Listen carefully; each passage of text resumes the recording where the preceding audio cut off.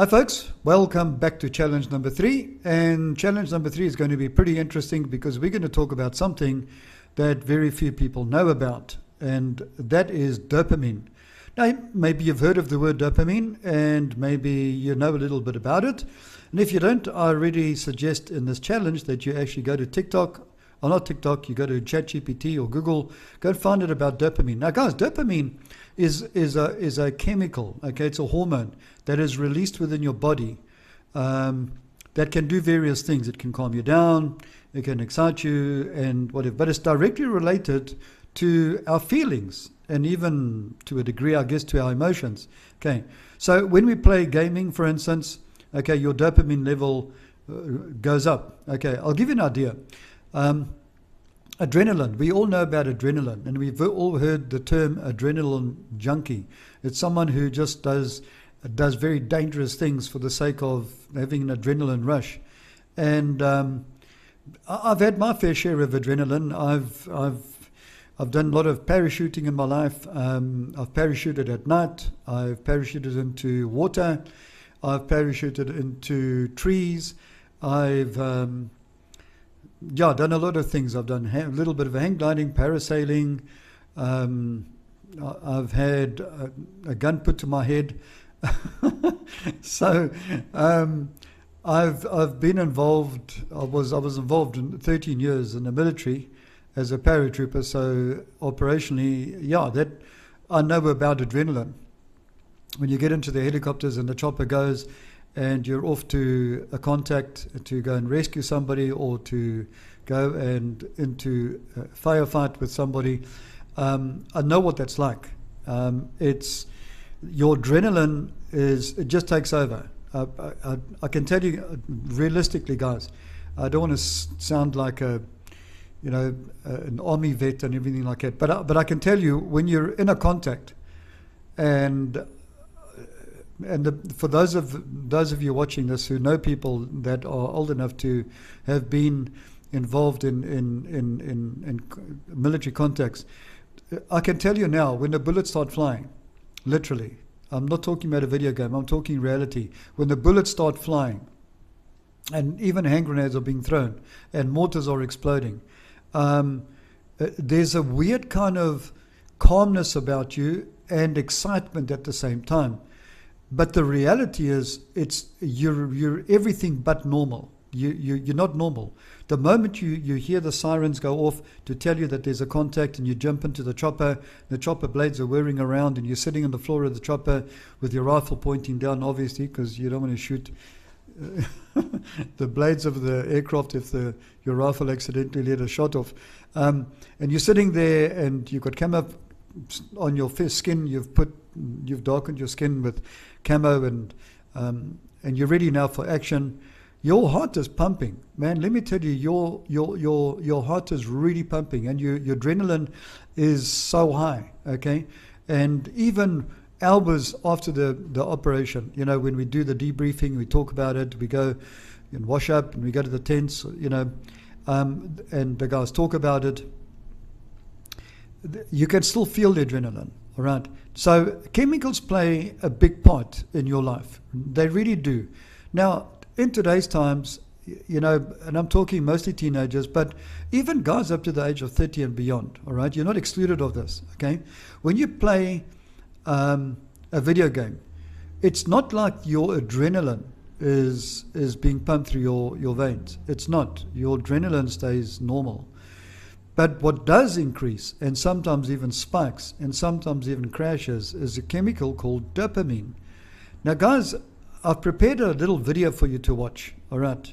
That's part of your challenge. That's just half of your challenge for challenge number 3. All right. Is to watch the video. But the second part of your challenge is for you to go and Google it for yourself. Go and, if you're serious about this whole website thing that I've done, this whole 21 challenge thing, then I want you to take this seriously. Okay. If you care about yourself, if you really care about you and about your future, because if you don't, guys, let me tell you now, if you don't do your proper research now, and you don't believe anything I say, and you don't take these videos seriously, and it means nothing to you, then I'm going to tell you guys, listen to what I'm saying to you. Later on in your life, it's going to catch up with you, and by then it may just be too late. So I'm literally I'm throwing a lifeline out to you by speaking to you through these videos and doing this. So guys, please, I'm asking you, just play along, go along with us, all right? Watch these videos. Now, dopamine is a chemical that when you play a video game, your dopamine starts to get injected into your body. When I say injected, I mean the glands begin to open in your body that allows the dopamine to actually increase. Now, the video that I'm going to show you is an experiment they did with rats. I mean, what is it about rats? They always got to pick on a poor rat to do lab experiments with and whatever, okay? But it's incredibly interesting to see what they did, all right? So watch the video, and by watching the video, this is what I want you to take home. Take home after this, all right? When I say take home, I mean what I want you to learn from it. Is the thing that I want you to learn mostly from it is, if I know it's just a rat, like literally a lab rat, okay, they experimented with. But the rat has got the same hormones that what we have in many cases, okay? So what they've done is they put that rat through some experiences with dopamine. They increased the dopamine and they took it away. And they watched the reaction. Now, here's a challenge for you. I want you to listen carefully, very carefully, guys, to when that guy says on the video what happened to the rats once they took away the dopamine and when they gave it. Here's the challenge I want to give you. Be honest and compare yourself to that rat and ask yourself the question, the way the rat reacted when the dopamine was like increased in his body, into his bloodstream, and the way he reacted when it was taken away. Is it or is it not the way you react when you are exposed to an increase in dopamine as a result of too much gaming, intense gaming? So guys, that is what this challenge is about. It's about introducing you to the fact that dopamine actually has a big role to play. So I'm not going to say much more than that. Basically, the video I'm going to show you says the rest, but watch the video. And then go and do some research on it, guys. Go to ChatGPT, go to whatever you use, all right, platform you use. But go and do your research, all right? I'm really hoping and praying that we're making progress and you're following along on these challenges. Now, the next challenge we're going to do, guys, is going to be actually very, very serious. From now on, it starts getting a little bit heavier, okay? We are going to be talking about some really rough stuff from now on, all right?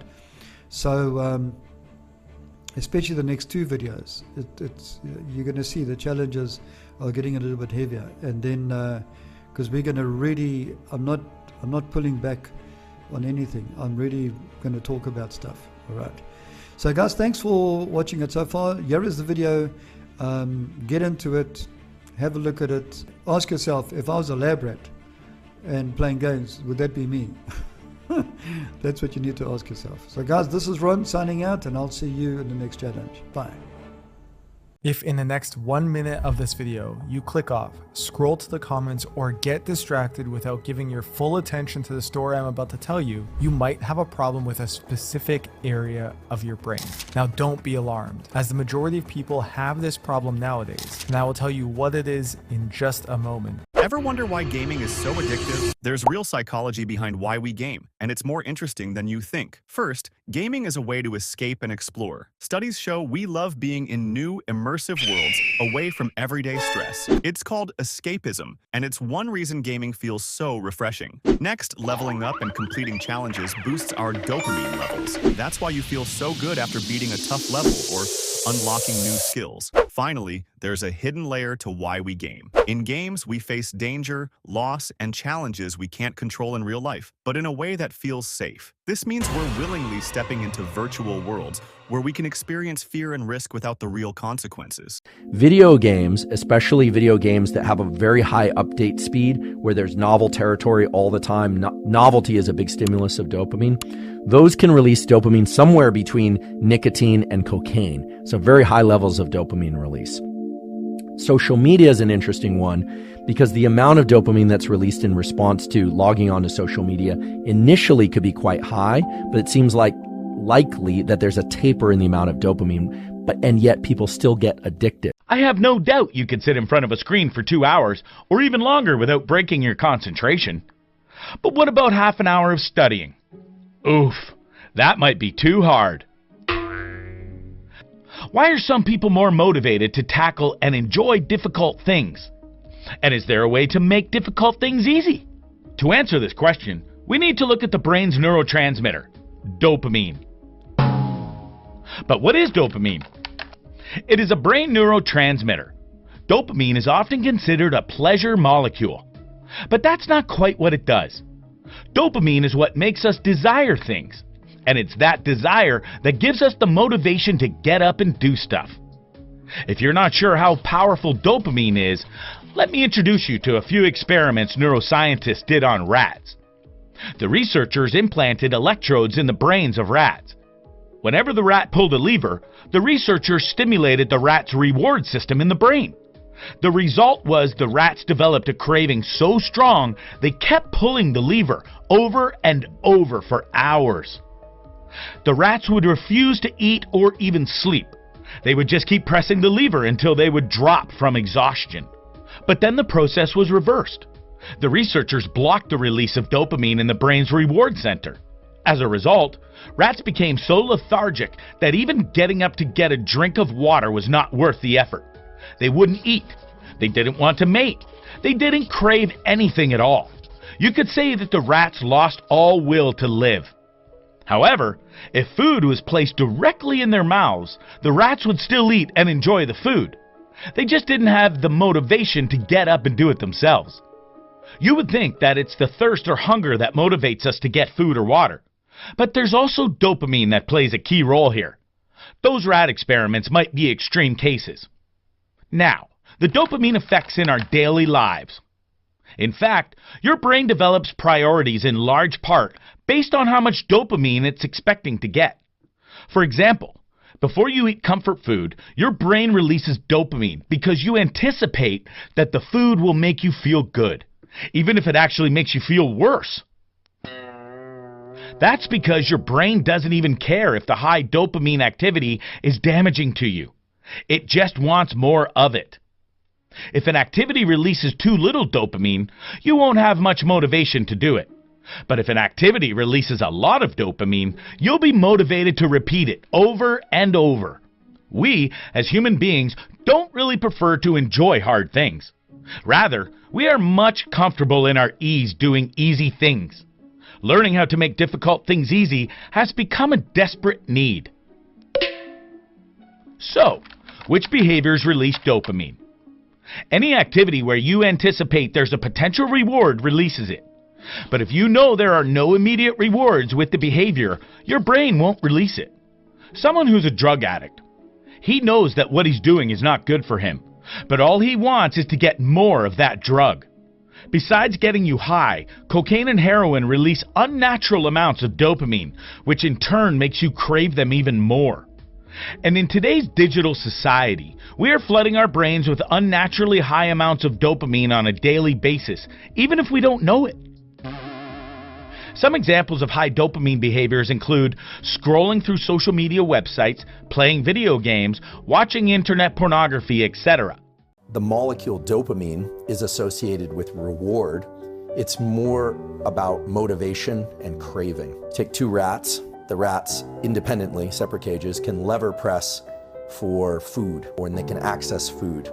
There's a little bit of dopamine that's released anytime they get some food, so we always thought that food, sex, warmth when you're cold, cool when you're too warm is triggering the release of dopamine. But someone had the good idea to deplete dopamine in one of those animals, and then what you find is that the animal without dopamine still enjoys food. So dopamine's not really involved in the enjoyment of those pleasures, it's involved in motivation, because if you make the animal have to move just one rat's length to get to that lever, the animal with dopamine will work. It will work through some effort to go get the reward. Whereas the animal, or it turns out the human without much dopamine, can still experience pleasure, but they have very little motivation to go pursue things that will deliver them pleasure.